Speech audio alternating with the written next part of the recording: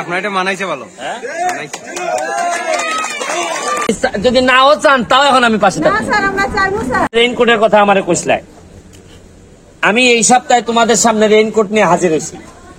আচ্ছা কতগুলো আনছি আমরা 250 দিছি। 250 আর এখানে দিয়েছি 150 না 200 দিয়েছি কিসেতে? আমি বলছি যে একটাই কথা, আমার গাছ যেরকম চেহারা দেখলেই বোঝা যায় যত্ন হয়েছে কিনা, বোঝা যায়নি? আপনারা যে গাছ চা গাছ যত্ন হয় বলেই তো সুন্দর হয় নাকি?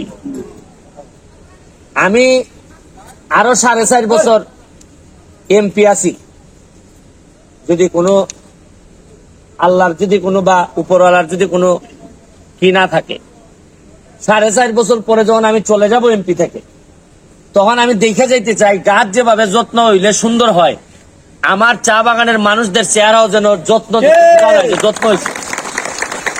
আপনাদের চেহারা দেখলে যেন বোঝা যায় যে এটার মধ্যে যত্ন হয়েছে। আপনারা আমাকে এমনিতেই ঋণী করছেন অনেক বেশি।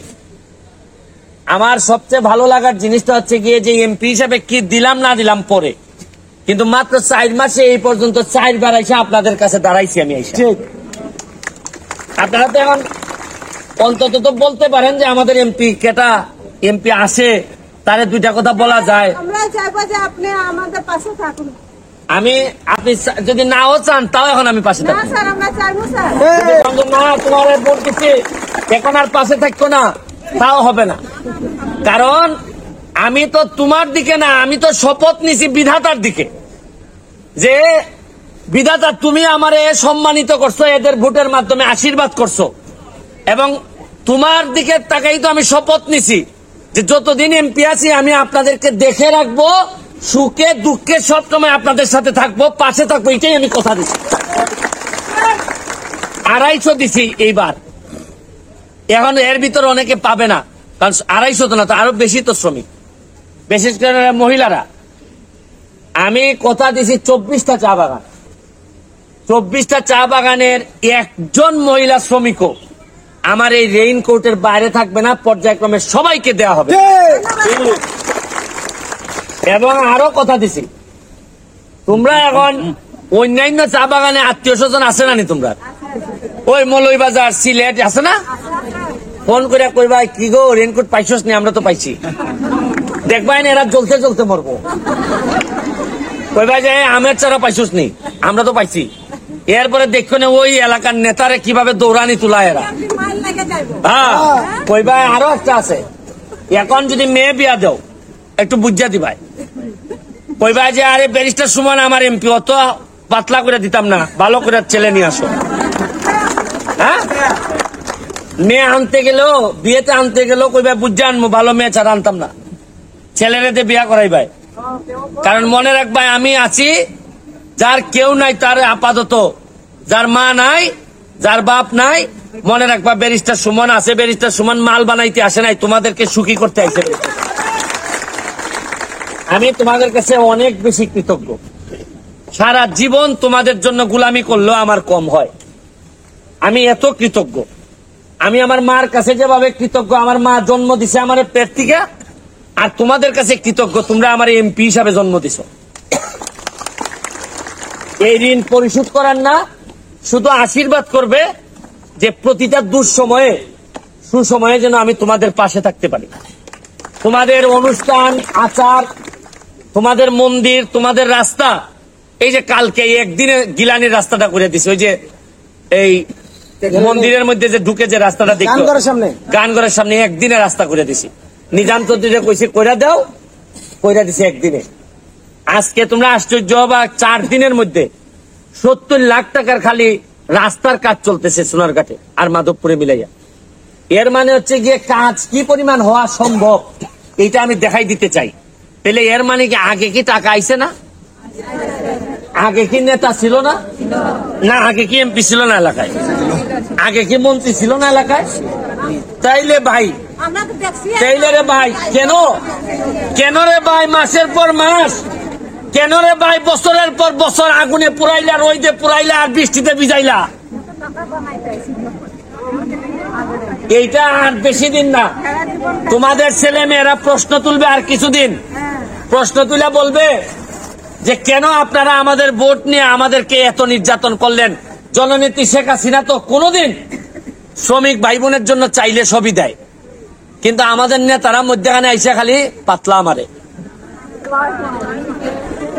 এইবার বুঝতে শিখেন, এইবার বুঝতে শিখেন, পাতলা মারার দিন শেষ, নতুন বাংলাদেশ দুর্নীতি করার দিন শেষ, নতুন বাংলাদেশ, পাতলা মারার দিন শেষ, নতুন বাংলাদেশ। এই তোমাদের সাউন্ড যত বেরোবে সারা বাংলাদেশ তত সচেতন হবে। তোমাদের যা লাগে আমি এখন ভবিষ্যতে চিন্তা করতেছি বুটের ব্যবস্থা করব। বুট বুঝো? গামবুট বুঝো? এই যে কাদায় কাদায় যে যাও, ছোট এক ধরনের জুতা আছে যেগুলাতে পায়ের মধ্যে আর কাদা মাটি এগুলা বা কোনো কিছুতে পা কাটবে না, জীবাণু লাগবে না। এইটার জন্য আমি চেষ্টা করতেছি বুটের ব্যবস্থা করব। কারণ হইল কি, আমার ইচ্ছা বাইরে থেকে যে পর্যটক আইব দেখার জন্য, দেওয়ানদি বাগানে ঢুকলে যেন মনে করে এটা কি মালয়েশিয়া আইছি নাকি, এটা কি বিদেশ আইছি নি। শ্রমিকদেরকে দেখতে খুব ভালো দেখা যায়, কারণ একটু ভালো দেখাইলে কি খারাপ হয়? একটু শান্তি পাইলে কি তোমরা খারাপ হয়? আমি শান্তি দেওয়ার চেষ্টা করব। আমি ধন্যবাদ জানাচ্ছি ম্যানেজার সাহেবরে এই আয়োজন করার জন্য। নিজাম চৌধুরীর প্রতি কৃতজ্ঞতা রইল। আর ধীরে চাপে চাপে তোমরা সব পেয়ে যাবা।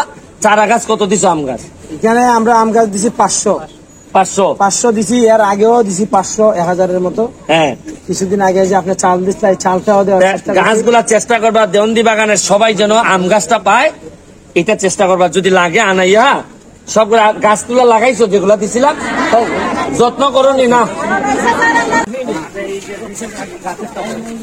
আমি বাড়ি এক সপ্তাহ বাদ গিয়া গাছটা দিয়া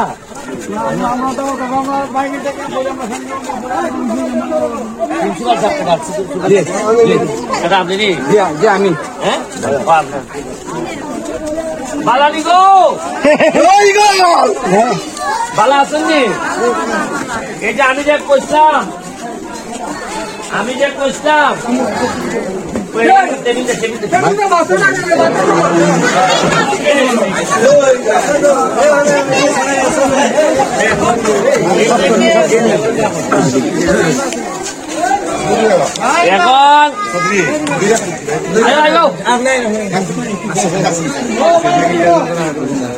সারা শরীরে বেদনা গো। দাও আমাদের একটা বললেন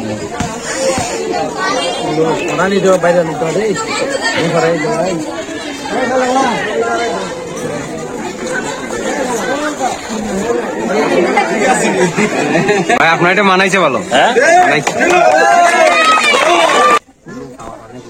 ও আরো বাকি দিচ্ছিনি। আচ্ছা চলতে তা হোক। আয়ো গো দাদা না, উত্তর লাগতো না, বৃষ্টি আর লাগতো না। কত সুজানি ব্যারিস্টারের বুটারের বৃষ্টি লাগতো শুনলে, এবং পকেটে টাকাও রাখতে পারবা। এই দেখো এখানে টাকা রাখবা, বুঝছো নি? আর যদি কেউ পান খাও, পানের প্যাকেটে রাখতে পারবা। ভালো করছে, এটা খারাপ ভাই আইসি না। কত এখানে কত তুমি দিতেছ? 150 মানুষ তো আইসে না। তুমি এই এখন একটা কাম করো, তোমার যে লাইন আছে এই মহিলারা এখানে আসেনি, সবাই দিতে পড়াইলাও না। সবাই আমি লাস্টে একটা একটা ছবি তুলবো।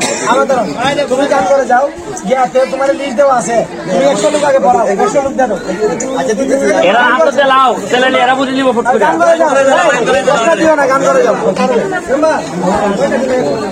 না সত্যি একটা কাম করেন, আমরা যদি কেন বক্তব্য দিয়ে যাই গা দেওয়ানদি সাই যাইতে দেওয়ানদি পড়াইলাও না।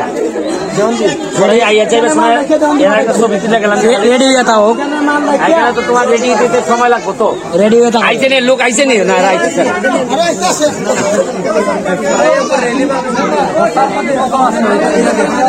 মিটুন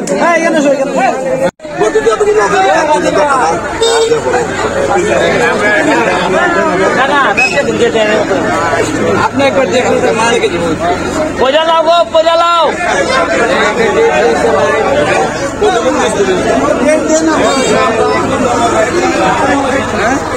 করেন